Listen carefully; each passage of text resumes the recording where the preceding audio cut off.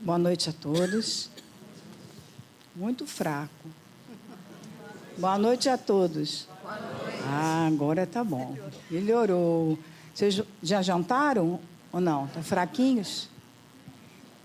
É com muita alegria e com muita gratidão a esses espíritos queridos dessa casa, a irmã Maria Angélica, que nós estamos aqui para nós divulgarmos o estudo dessa noite. Podermos falar um pouco da doutrina espírita, que é tão importante. E vamos pegando assim um gancho, sempre, o preparo não é combinado com o estudo, mas a frase que ela falou de Jesus, é a frase que eu vou usar aqui mais na frente: conhecereis a verdade, e a verdade vos libertará. Então, essa frase de Jesus é importantíssima para nós. Porque nós, além do conhecimento que nós vamos lendo, vamos aprendendo através de palestras, de estudo, nós precisamos interiorizar esse ensinamento. E o estudo de hoje é um estudo, eu acho esse estudo muito profundo e muito importante para todos nós que estamos aqui encarnados, inclusive os desencarnados também, porque também eles vão ouvir e vão aplicar isso no seu dia a dia, no plano espiritual, e ao retornar ao mundo encarnado, como encarnado, ele também vai trazer esse conhecimento.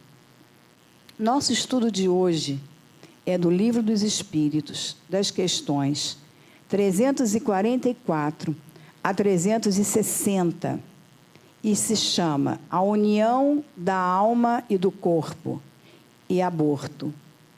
Tão necessário falar sobre isso.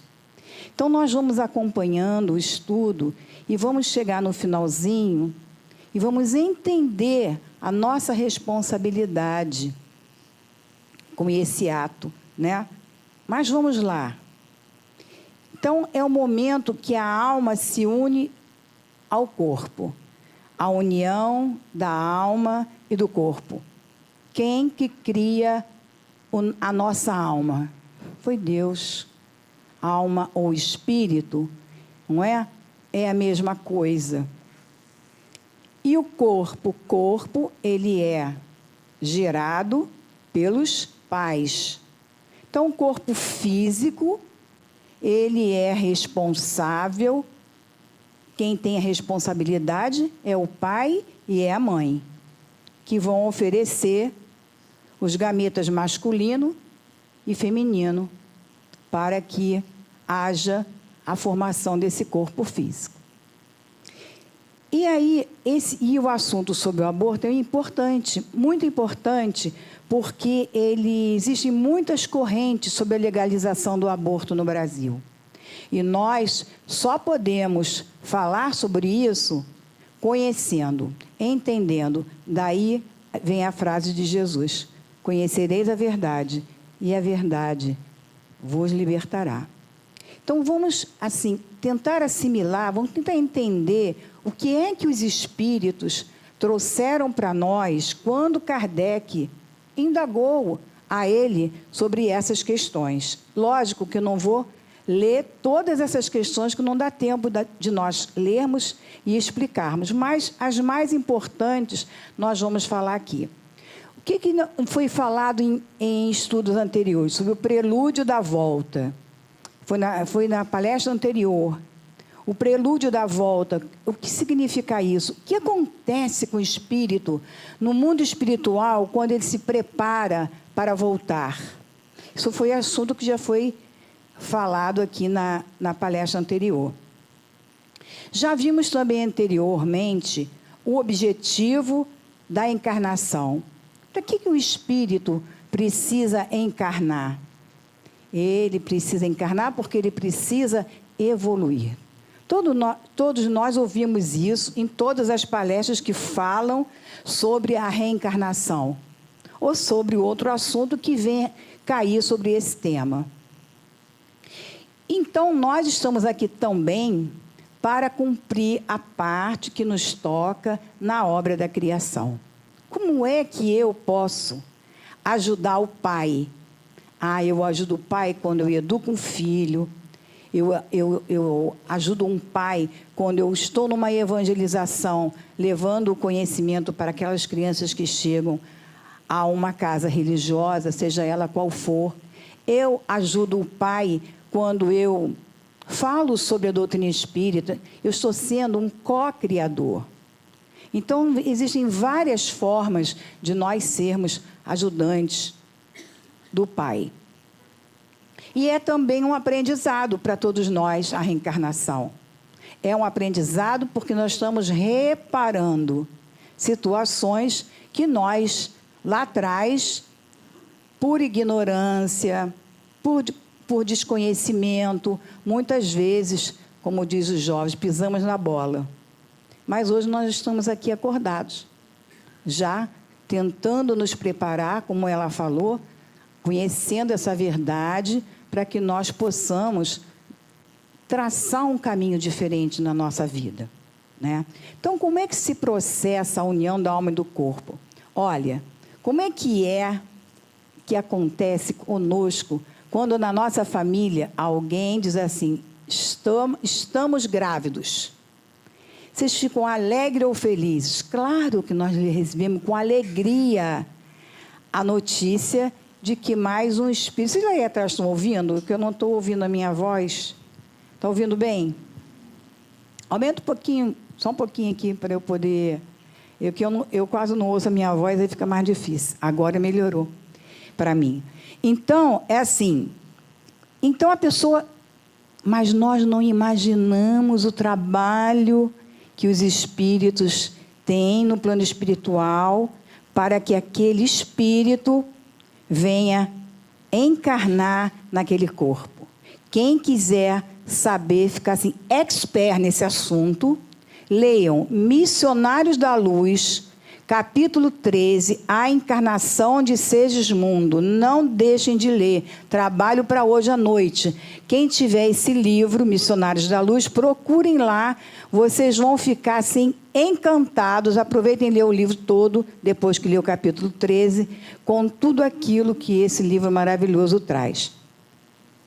Então, a gente não tem ideia como que a espiritualidade tem de trabalho para aquele espírito encarnar. Olha, na questão 344 do Livro dos Espíritos, ele diz assim, olha a pergunta.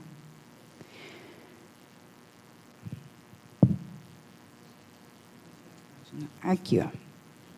Em que momento a alma se une ao corpo? Kardec fez essa pergunta aos espíritos, e os espíritos responderam: a união começa na concepção. Vejam só, na hora em que aquele espermatozoide penetra o óvulo, ali a alma se une àquele corpo que vai se formar. Então, aquilo ali não é ínfimo. É muito pequenininho, pode tirar. Tem o espírito ali, ligado. Ele não está ali dentro da barriga da mãe. Ele está ligado. Ali está feita assim, uma ligação fluídica com aquele espírito que está no plano espiritual, se preparando para esse mergulho no momento em que a mamãe vier dar à luz. Porque o nascimento, na hora do nascimento, que a criança grita, nesta hora ele se acopla ao corpo. Ele não se acopla quando a mamãe está grávida e a barriguinha já está com até 9 meses na barriga da mãe. Não. Ele está ligado vibracionalmente, ele está num plano espiritual se preparando para, no momento do nascimento, haver esse momento onde ele se une. Definitivamente até ele desencarnar. E ele vai ficar ali unido àquele corpo. No momento da concepção, O espírito designado para habitar determinado corpo se liga a ele por um laço fluídico e vai aumentando essa ligação cada vez mais até o momento do nascimento. Então, perceberam? No momento em que há a união do óvulo com o espermatozoide. Isso aí. Mas, muitas vezes, antes de haver o nascimento, antes de haver a união do óvulo com o espermatozoide, desses dois gametas, o espírito da mãe e o espírito do pai vão em desdobramento. Todo mundo que está estudando na casa sabe o que é desdobramento. Durante o sono, nós não ficamos ali, porque a gente vai fazer a nossa prece, nós vamos nos desligar do nosso corpo material, vamos para o mundo espiritual. O que nós fazemos lá? Lá no mundo espiritual, eu estudo, eu dou aula, eu trabalho na mesa mediúnica que tem lá, eu ajudo as crianças no mundo espiritual, eu vou para lá para trabalhar.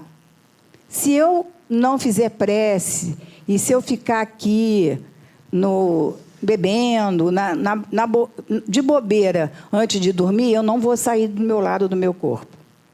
Vou ficar por ali. E eu preciso ir para lá, porque eu preciso trabalhar também. Então, nesse momento, o espírito vai ao mundo espiritual junto com o pai. E aí, antes de haver a concepção, é assim que fala lá no livro, no Missionários da Luz, eles são levados ao plano espiritual. E, ao chegar no plano espiritual, os pais são apresentados ao espírito de Segismundo, que está lá sendo feita a cabeça dele para ele reencarnar, porque ele não quer. E aí chega lá o pai e a mãe. Quem são esses pais e esse pai e essa mãe? Foram espíritos que na vida anterior dele trouxeram grandes comprometimentos para esta vida que iria acontecer. Um matou o outro por causa do outro. Leiam, capítulo 13. Então, eles eram inimigos. Um desencarnado e os outros dois encarnados. E precisava, pela lei de Deus, o quê? Se harmonizarem. E aí, os mentores, então, fazem a cabeça para que aqueles pais recebessem aquele espírito. Então, olha só, não houve ainda a união do óvulo do espermatozoide, mas eles, já no plano espiritual, já estavam fazendo essa afinização com esse espírito. Olha, recebe ele, porque vai ser uma caminhada na vida de vocês, maravilhosa. Tratar com amor aquele que foi instrumento de desavença. É a lei do amor que Jesus vem trazer para nós. Só através do amor de mãe é que nós conseguimos dar uma caminhada, mesmo com o nosso grande inimigo ao nosso lado. Tem alguma mãe aqui que está mais consciente, que tem uma religião, que vai rejeitar um filho difícil? Não tem. O que a mãe vai falar? Nossa, que filho mais complicado que eu tenho. Por que o outro não é assim e ele é? Por quê? Porque os espíritos são individualidades. Todos os espíritos não são iguais. Às vezes um vem bonzinho e o outro vem danadinho. Um para compensar o outro. Mas os meus dois são terríveis. Então porque você está devendo muito. Vai dever muito, vai ficar com os dois difíceis lá. Mas, pela lei do amor, como Jesus disse, o amor cobre a multidão de pecados. E aí nós vamos nos reconciliar, com certeza, levando o amor àquele ser difícil, que muitas vezes fomos nós que fomos responsáveis, por isso que muitas vezes não se afiniza conosco, porque eles não lembram, nós não lembramos, graças a Deus, temos o esquecimento do passado, Porque se nós não tivéssemos esquecimento do passado, seria terrível. Eu saber que eu meti a faca no pescoço do meu filho e matei ele dessa forma. Isso seria difícil a gente continuar na nossa vida. Ou saber que ele foi responsável pela destruição de um lar meu. Quer dizer, está tudo certo. A lei de Deus é perfeita, porque Deus, Ele é Pai. E Ele é Pai de misericórdia. Ele dá para nós a oportunidade do refazimento, do conserto, para que nós possamos ser felizes. Ah, mas a felicidade, eu ouvi dizer, Jesus dizer que a felicidade não é deste mundo. Não, não é. Felicidade completa não é desse mundo. É a felicidade relativa, ela é desse mundo. Mas vamos continuar. Já mudei de assunto. Então, vejam só. Então, essa ligação fluídica acontece muitas vezes antes dessa união material do óvulo com o espermatozoide. Por quê? Eles já foram levados em espírito e já entraram em contato com aquele que estava lá no umbral, que eu olhei assim e falei, esse não quero não. Esse não. Esse lá, terrível, das trevas, vou levar, aí os espíritos me convencem. Mas, Regina, ele vai precisar ser amado, mas ele não vai ter jeito, olha como ele é. Não, mas você faz o seguinte, exemplifica para ele.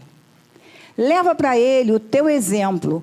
Você pode não mudar aquela capacidade de pensamento do espírito que é trevoso, mas você pode levar para ele o exemplo seu, para que ele possa um dia dizer assim, meus pais me ofereceram um caminho que eu não quis escolher, mas que para mim, isso ele vai reconhecer quando ele retornar ao mundo espiritual, ou vai reconhecer nessa vida ainda. Então, é importante que muitas vezes a gente fala assim, eu quero trazer meu filho não vem, eu quero levar. Não importa.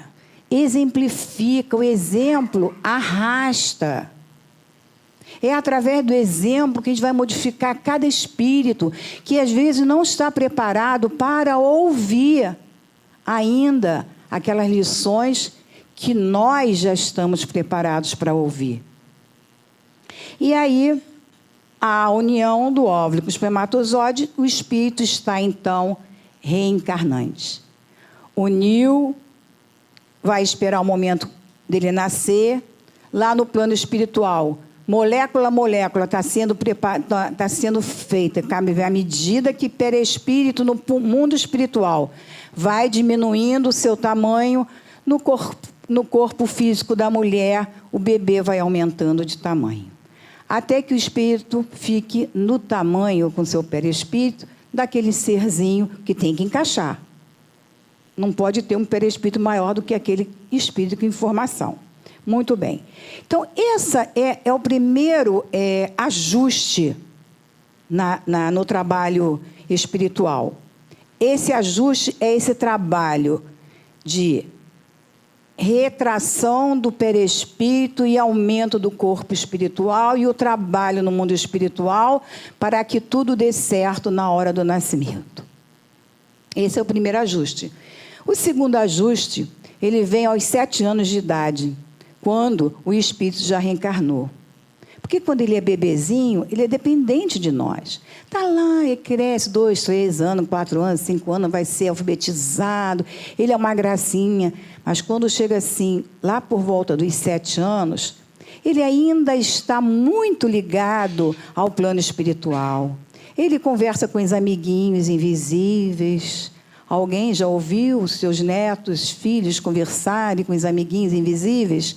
Eles estão entrando em comunicação mesmo, porque ele está muito ligado ao mundo espiritual. Por isso que a docilidade, mas muitas vezes tem assim um lado que precisa ser trabalhado. Por isso nós educamos.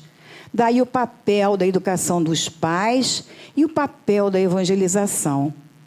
Moldar aquele espírito para que no momento em que ele se reconheça encarnado, que vai ser um período em que vai até os 7, 8 anos, para quando ele tiver essa consciência, ele já está preparado para enfrentar a dificuldade que eles vão enfrentar no segundo ajuste, que é com 12, 13, 14 anos, que é o momento da adolescência, que muitas mães passam por esse problema com muita dificuldade. Por quê?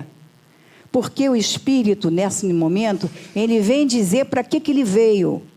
Ó, cheguei, não quero saber de ouvir nada disso que você está falando, bate de frente com os teus ensinamentos. Por quê? Porque começa a despertar no Espírito a sua personalidade. O que ele traz? Quem é aquele Espírito? E aí vai a mãe e o pai ensinando coisas diferentes que não bate com a característica daquele Espírito. Aí começa a faísca, começa o desentendimento do jovem na sua casa. Por isso é importante evangelizar. Não quer evangelizar, traz de qualquer jeito. Traz o filho chorando mesmo, vai para a evangelização, ele para de chorar. Ele precisa se ver até os 7 anos, precisa entender, 7 não, porque a evangelização vai caminhando até a juventude, que ele é um espírito em caminhada. Ele não tem que chegar aqui na terra, ó, cheguei, e agora quem manda sou eu. Não é assim. A banda não toca assim. Ele tem que se entender com aqueles encarnados, mesmo trazendo as dificuldades que ele traz. E aí, por que ele bate de frente? Porque vai ali mostrando o resultado da equação do que ele traz com aquilo que os pais estão conseguindo moldar nele, ou conseguiram moldar nele. Por isso, tem esse ataque aí na juventude, né? E aí, sem contar os hormônios, né? Que estão lá pululando, né? Nele, sendo desenvolvidos, então. Mas a gente pensa assim, é sempre assim? Não, não há uma regra. Às vezes, uma criança extremamente dócil se torna um adolescente extremamente rebelde. E, às vezes, há uma criança extremamente rebelde, quando chegar na juventude, está uma criança extremamente dócil. Então, não tem regra. Mas, assim, a orientação é que nós eduquemos, é que nós mostremos a ele, principalmente nós que estamos dentro da doutrina espírita, que ele é um espírito. Por mais rebelde que ele seja, eu conheço um que tem 43 anos. E a mãe diz para ele, você é um espírito encarnado, tem que dar conta da sua... Ah, vou deixar passar, na próxima encarnação eu vejo isso. Já escutaram isso? Já. Né? Mas o que você está falando está sendo registrado dentro da sua consciência. Né?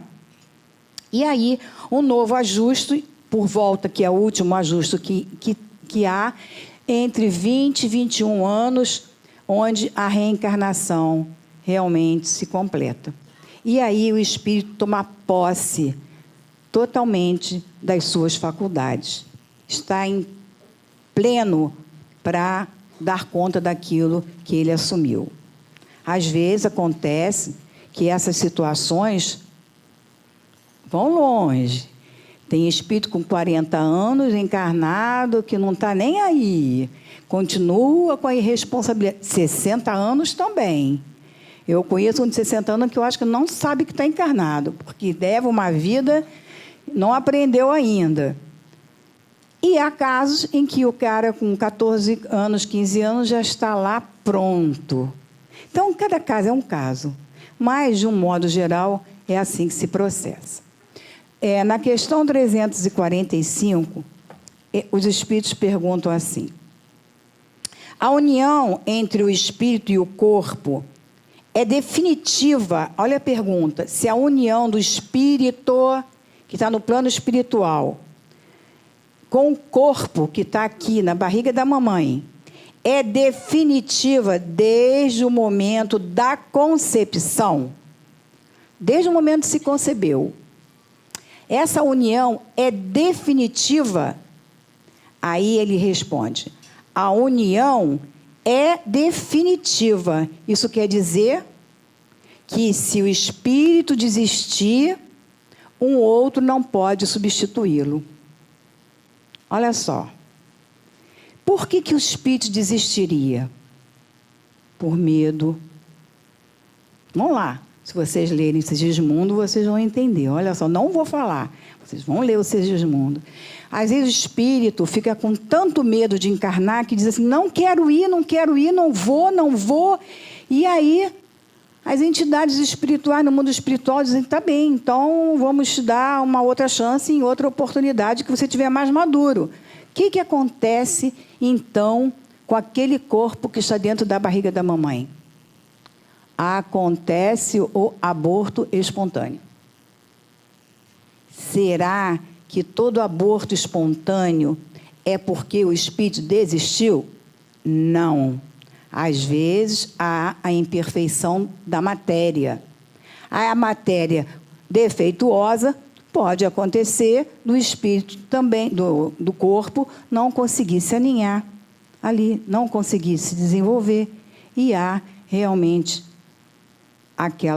o aborto espontâneo. Gente, por que será que isso acontece? Eu não mereço isso. Deus está me castigando. Não, Deus é Pai. Para tudo tem uma solução e para tudo tem uma resposta. Deus não faria isso com um filho que Ele ama. Se Ele ama esse filho, Ele não pode jamais trazer sofrimento para o filho. Isso vai trazer felicidade. Mas por que eu passo por isso? Porque eu não sei o que aconteceu nas minhas vidas anteriores. Será que Deus está me punindo? Não, Deus não pune. Eu estou consertando. Ele está me dando a oportunidade de ser diferente nessa vida. De levar uma vida melhor, compreendendo, tendo confiança no Pai. Entendendo que isso que acontece é aprendizado. Né? Mas também o espírito não pode ser substituído, a gente já aprendeu. Por que é que esse espírito não pode ser substituído por outro, meu Deus? Eu estou grávida, o espírito não quer vir, chama outro. Bota o outro no lugar daquele. Não pode. Por quê? Nós já vimos lá no início. Porque o perispírito é formado molécula a molécula de acordo com o corpo que está em formação. Não vai encaixar, né? Não vai encaixar naquele corpo que está lá no corpo, na barriga da mamãe. Então, se ele desistiu, há o aborto. Tem que preparar tudo novamente. Tem que começar tudo de novo. Nem que seja com o mesmo espírito. Mas, naquele momento, já não vai dar mais certo. Está fácil de entender? E aí? Questão 350. Vamos ver o que fala a 350. O espírito, uma vez unido ao corpo de uma criança, e quando já não pode voltar atrás, uniu no corpo da criança. Está encarnado? Está encarnado. Não pode mais voltar atrás. Lamenta algumas vezes a escolha que fez? Às vezes a minha vida está chata, aí eu fico naquela lamentação. Quantas vezes eu reclamo, por quê? Por que estamos passando por essa dificuldade? Será que nós não pensamos assim? Em vez de perguntar por quê, a gente tem que perguntar para quê? Para que Deus está trazendo essa dificuldade para mim? Qual é o objetivo dele com isso? Não é por quê. Porque o porquê nós não vamos saber hoje. Só vamos saber quando nós voltarmos. Aí nós vamos saber o porquê. Mas para quê? Qual é a finalidade? Porque tudo tem uma finalidade útil. E aí, assim, estou resgatando dívidas que eu nem sei. Graças a Deus. Os espíritos dizem assim, é uma bênção vocês não saberem o que aconteceu com vocês. Mas Deus nos deu a intuição e as tendências instintivas. Por essas duas situações, intuição e tendência, muitas vezes nós temos noção do que nós somos ontem. Qual é a minha tendência quando eu sou agredida? Quando eu estou num carro que me dão uma fechada. Quando eu estou na fila do banco, furam a fila. Agora ninguém vai para a fila do banco, né? Mas tá bem, fila do mercado. No mercado e entram na minha frente, botam um carrinho na minha frente e a mulher está lá, dois carrinhos, um em cada fila, para ver qual que vai andar mais rápido. A gente vê isso de montão. E você está numa fila, de repente você acha que aquela fila está pequenininha, aí vem um carrinho cheio de compras, né, e entra na sua fila. Qual é a nossa reação, gente? Pela reação que a gente tem nesse momento, a gente vai saber quem a gente é. Quem eu sou. Será que nesse momento eu fico calma? Eu busco a paz? Eu digo, ai, meu Deus, eles devem estar com muita pressa. Ai, ou eu agrido? Ou eu, né? Qual é a minha tendência aí? Por aí eu sei quem eu sou. Então, ninguém aqui é bonzinho ainda a ponto de dizer assim, eu sou Madre Teresa de Calcutá. Eu sou a Maria lá do Evangelho, do encontro de Jesus ontem, que tinha a Marta, né? A Maria que estava querendo sempre absorver as mensagens de Jesus, e a Marta trabalhando. Nós estamos mais para Marta do que para Maria. Estamos mais para Lázaro do que para Maria. Porque nós reagimos a essas coisas. Então, se eu olhar para trás na minha vida, se eu olhar para trás da minha vida hoje, quem é aqui, lá em cima eu não posso ver, que eu não tenho esse poder de desdobrar ainda, mas aqui, quem acha que aqui já melhorou bastante depois que veio para a doutrina espírita? Ninguém. Muito bem. Melhorou. Por quê? Porque a doutrina espírita nos ajuda a raciocinar, a entendermos que somos espíritos encaminhados, que nós temos que melhorar, nós temos que transformar naquele homem diferente, naquele homem novo, tirar essas amarras, aquelas amarras que foram tiradas lá do encontro de Lázaro, que estava enterrado, enrolado naquela gaze, e aquela gaze foi retirada. E Jesus disse para ele, sai para fora. Olha só a expressão que ele usou, o pleonasmo, né? Sai para fora de si mesmo, sai de dentro de si e venha ver o homem que você é na realidade, o espírito que você é. Venha modificar a sua caminhada, venha aprender, venha entender dentro das leis de Deus o que é viver em plenitude, o que é procurar, como é que eu encontro a felicidade. Então é isso, nós precisamos sair de dentro de nós, não ficar preocupado, o que eu fui? Fui uma rainha, eu fui uma rainha no passado, que rainha, hein? Devia ser muito bonzinha, porque hoje estou no mundo de provas e expiações, não devia ser boa, devia ser aquela rainha que botava todo mundo no calabouço, não é? Ninguém aqui foi malzinho, foi todo mundo santo. Né? Nessa encarnação que nós estamos assim. E a gente aprendeu que a gente não anda para trás, a gente anda para frente. Então, lá atrás é que deve ter sido muito ruim. Atrás, muito ruim. Não precisem procurar saber quem foram vocês. Procurem ver o que eu faço hoje e que eu posso modificar para melhor. Então, a gente vai vendo assim, a criança que chega naquele corpinho infantil, tão lindinho, tão fofinho, vovó, vou falar do meu neto, vovó, vó, eu te amo, a graça, quem será que foi esse espírito? Não sei. Ele está lá com 6 anos, mas daqui a pouco ele vai estar com 14 anos, será que ele vai se revelar quem realmente ele é? Eles se revelam na amorosidade ou na agressividade. E a gente vai vendo que espírito foi esse. Né? E aí a gente recebe aquela fofura na nossa vida, que foi um desafeto do passado, que pelo amor, o amor de mãe, o amor de vó, a gente precisa o quê? O amor de pai, da família. A gente precisa aprender a lidar com aquele espírito que foi tão rebelde, tão difícil, e ensinar a ele o caminho da liberdade. Então, é assim que o Pai age conosco. E nós, muitas vezes, lamentamos a nossa vida chata. Eu queria que fosse diferente, ao invés de tentar fazer diferente. O que eu posso fazer para modificar essa situação tão difícil que eu estou passando? A vida, ela não vai mudar só porque eu quero. Não vai. Não vai. Sim, o que fazer? Há uma frase que a gente conhece que diz assim: a cada dia basta o seu mal.